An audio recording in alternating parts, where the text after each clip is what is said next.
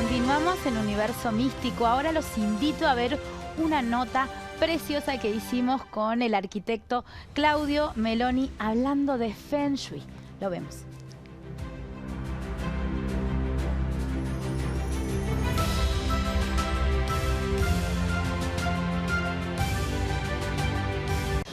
Muchas gracias.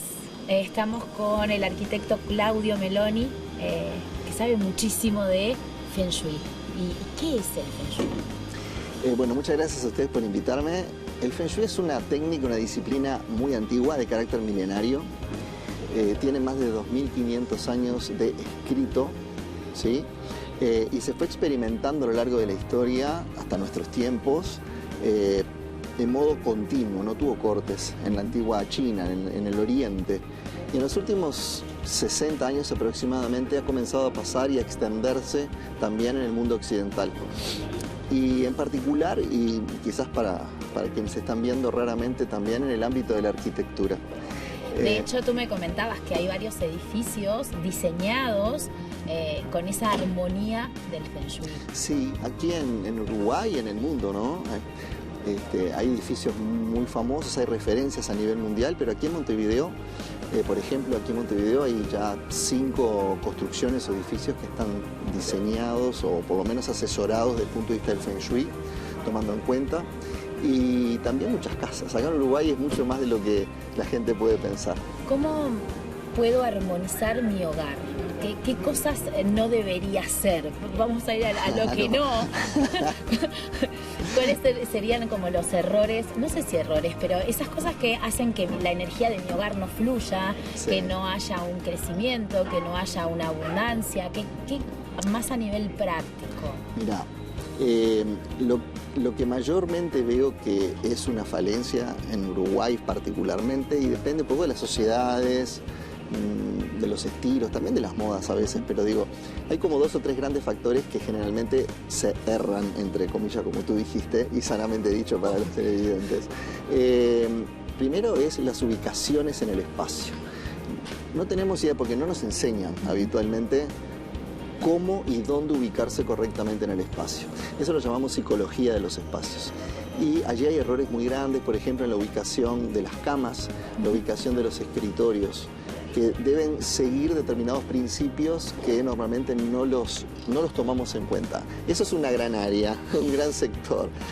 Después, el otro punto que hay fundamentalmente es la falta de circulación o de, vamos a decir, de fluidez en los circuitos interiores de las casas. Incluso estoy hablando también de empresas, que extiendo a comercios, donde se generan muchos bloqueos, estancamientos físicos mediante objetos, materiales, equipamiento mal ubicado. Por ejemplo, la puerta de entrada a mi casa, no tengo que poner nada bloqueando. Exactamente, eso es un ejemplo. Eso es un ejemplo muy... Sí, pero no solo la puerta, que no hay que tenés que tener un espacio amplio al entrar, al ingresar, sino también después en la circulación entre el equipamiento. Tiene que estar fluida, cómoda. Acá hay un principio que es muy conocido, nosotros lo aplicamos mucho en la arquitectura, de que menos es más. Y efectivamente es así. En cuanto a los dormitorios, lo que te decía antes, le cuento un poco a los televidentes. Tomamos los principios de posición de control como importantes. La posición de control, y esto se lo cuento a todos, es muy fácil de aplicar, y es simplemente abriendo los brazos como si uno fuera a abrazar así a una persona, ¿sí? A un amigo, más o menos en un ángulo de 90 grados.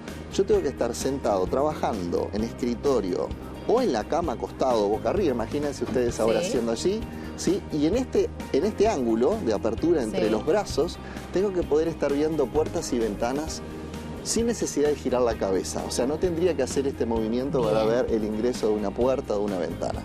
Normalmente ese es uno de los problemas más grandes que encontramos, porque efectivamente se generan allí, como en la noche, miedos, temores inconscientes, donde después no nos permite dar en los sueños profundidad y descanso, realmente en continuidad también. Estamos hablando de energía. Estamos hablando totalmente de energía, pero en este caso, además de la energía, estamos hablando de aspectos psicoperceptivos, es decir, cómo se puede percibir realmente el espacio y el ambiente de una manera cómoda, tranquila, porque nuestra naturaleza nos defiende permanentemente.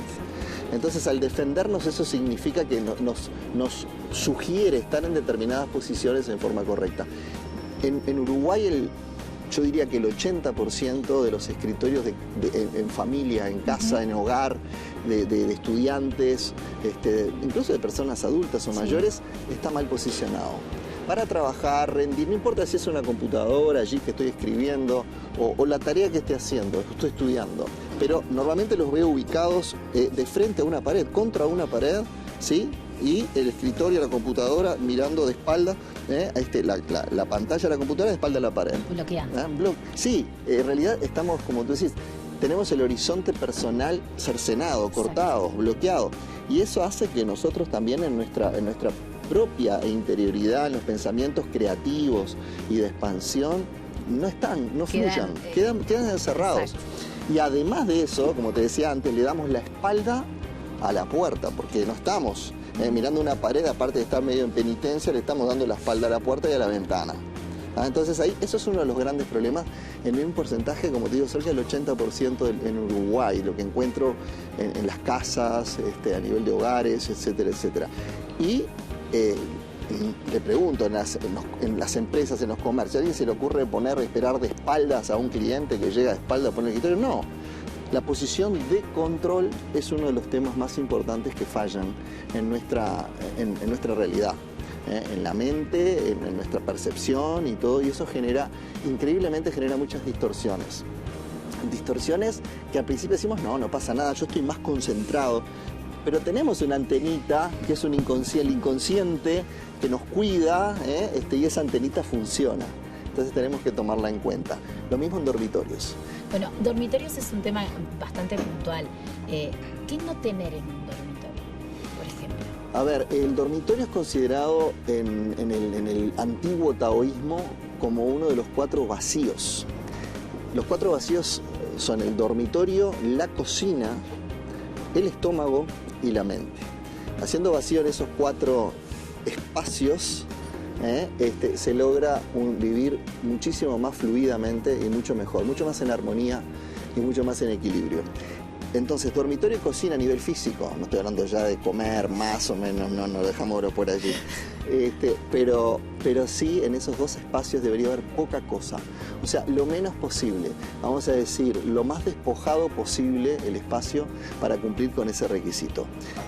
Dormitorio y cocina, cuanto menos es más. Cama, mesas de luz, es bueno tener, estar y tener al alcance de la mano, y es otra de las cosas que me gusta, como acá me dan la oportunidad de decir, los niños o niñas pequeñas que no tienen a la mano un interruptor de luz para encender de noche, son todas cosas que dejan sellos, dejan inseguridades, miedos, temores, y son cosas que son fáciles en realidad de solucionar y de arreglar. Pero no nos damos cuenta a veces los adultos de ese tipo de cosas y dejamos a veces esos sellos. Y después en los dormitorios tratar de no ver mucha televisión. O no tener. No digo ya de no tener, ya más difícil. En el Uruguay el 80%, estás dentro del 20, decime que estás dentro del 20. Estás dentro del 20. El 80 lo tiene. Entonces, ese es un tema. Y después, el tema también de los famosos espejos en los dormitorios, ¿no? Si hay que tener, no hay que tener espejos, no conviene, porque el espejo es un reflectante, es un acelerador de luz, es un acelerador de energía. Es un portal. Considerado en Occidente, en Oriente, y desde Oriente es un portal de energía. Exacto. O sea que es un factor de múltiple aceleración de la energía, movimiento de la energía, y no va en favor de la retracción y de los, vamos a decir, de los elementos que ayudan al descanso. Un descanso tiene que ser profundo y continuo, son dos elementos que se necesitan. A veces tenemos un descanso profundo, pero por un rato, no es continuo. A veces tenemos un descanso continuo, pero no es profundo, duermo como en el aire. O sea, son 2 elementos que el Feng Shui ayuda, entre tantos. En realidad estudiamos 24 factores que inciden en el descanso. Algunos los estamos comentando, por lo menos de los más importantes. Obviamente que nos quedamos sin tiempo, con muchas ganas de seguir escuchándote. Vamos a volver a hablar de todo este tema y de más cosas, porque sos un investigador nato, un escorpiano, buscando los porqués. Sí. Así que yo te agradezco Y bueno, vamos a estar próximamente teniendo alguna charla más para seguir, que nos instruyas, nos enseñes cómo con cosas de repente más prácticas podemos lograr ese sueño reparador, ese lugar donde me sienta seguro, ¿no? Sobre todo hablando del tema de los niños, donde yo me sienta seguro, donde yo pueda descansar, donde me sienta contenido, ¿no? Para ellos es más importante, se fijan las cosas en la niñez y después quedan para la vida, entonces tienen que ser buenas y positivas. Exactamente, te agradezco. Gracias a ustedes. Agradecer al arquitecto Claudio Meloni por todos los tips que nos brindó sobre Feng Shui. Agradecer también al Hotel Radisson por recibirnos cada semana. Ahora sí, amigos, llegamos hasta acá con el programa del día de hoy. Nos vamos a ver en el día de mañana. Que tengan una linda jornada.